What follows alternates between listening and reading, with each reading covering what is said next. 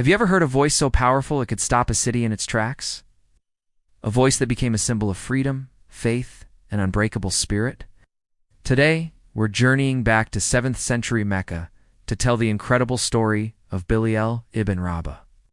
A man whose journey from the depths of slavery to the highest minarets is a timeless lesson in human resilience. Born in Mecca around the year 580, Bilal was of Abyssinian descent. What is modern-day Ethiopia? His mother Hamama was a former princess captured and enslaved, and Bilal was born into that same cruel reality. His master was a wealthy and powerful man named Umayyah ibn Khalaf, one of the chief opponents of a new message that was beginning to stir in the city. In this rigidly hierarchical society, Bilal's life was one of hardship and indignity. Slaves were seen as property, with no rights, no freedom, and no hope for a different future. Bilal was known for his strength, his reliability, and his beautiful, resonant voice. But in the eyes of Meccan society, he was simply Umayyah's slave. But then, everything changed. A man named Muhammad, a respected member of the Quraysh tribe, began to preach a revolutionary message. He spoke of one God, Allah, and a new way of life built on justice, equality, and compassion. This message, Islam, declared that all people were equal in the eyes of God, regardless of their tribe, their wealth, or their social status. For a man like Bilal, trapped in the chains of slavery, these words were like a downpour of rain on a parched desert.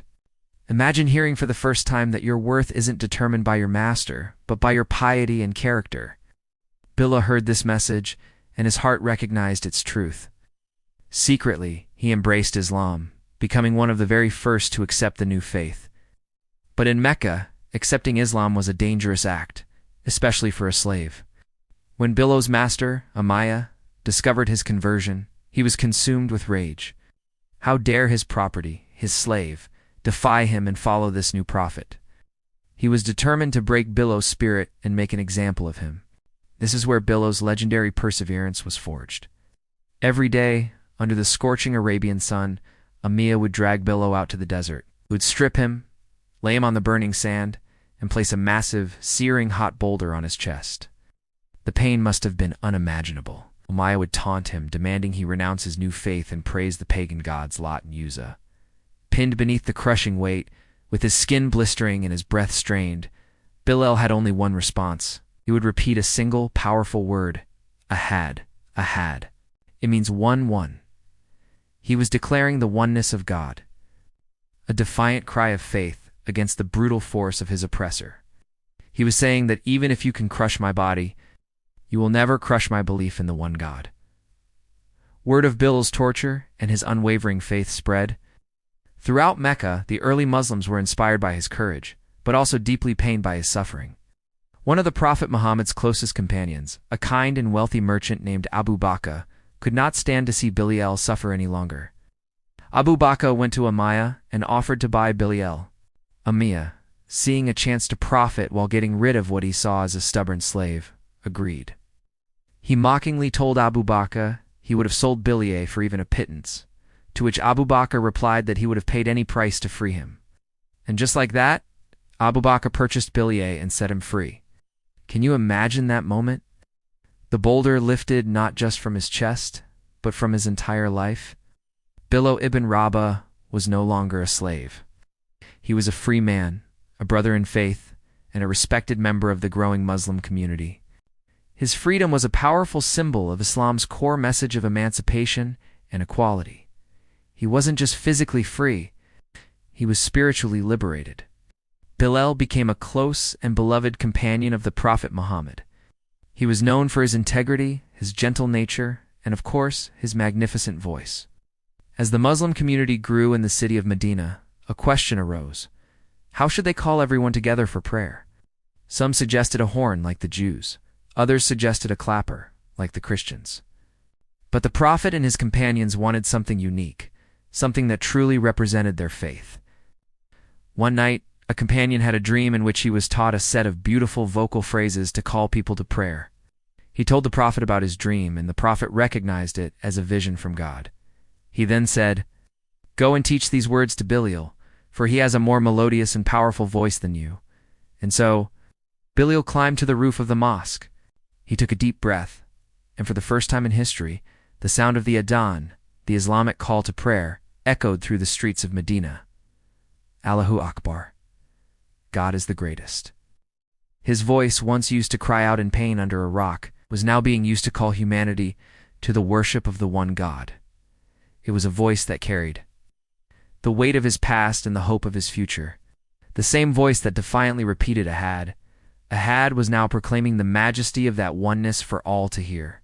The Adhan became an integral part of Muslim life, and Bilal became the first muezzin, the one who calls the prayer. His call was a daily reminder of God's greatness, but it was also a reminder of Islam's promise of equality. The man who was once considered less than human was now in one of the most honored positions, his voice guiding the entire community. Every time he made the call, people were reminded that in Islam, it's not your race or social standing that matters, but your faith and devotion. Bilal remained by the Prophet's side through every major event.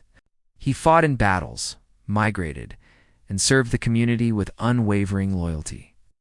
When the Muslims finally returned to conquer Mecca, not with vengeance but with mercy, a truly historic moment occurred. The Prophet Muhammad entered the Kaaba, the sacred house of worship that had been filled with idols, and he cleansed it. Then he asked Bilal to do something that would have been unthinkable just a few years earlier. He asked Bilal to climb onto the roof of the Kaaba itself, the most sacred site in Arabia, and make the call to prayer. Imagine the scene. The same tribal leaders who had once tortured and mocked him, the same people who believed he was worthless property, now stood below, listening in silence as this freed Abyssinian slave stood atop their most sacred building and called them to prayer. His voice rang out across the city, a triumphant declaration that the old days of injustice, racism, and oppression were over. A new era of faith, equality, and dignity had dawned. It was the ultimate victory of faith over prejudice. After the Prophet Muhammad passed away, Bilal was overcome with grief. The call to prayer was so deeply connected to the Prophet that he found it too painful to continue. Every time he reached the line in the Adhan that mentions the Prophet, he would be choked with tears and unable to go on. I asked the Caliph, Abu Bakr, to relieve him of his duties.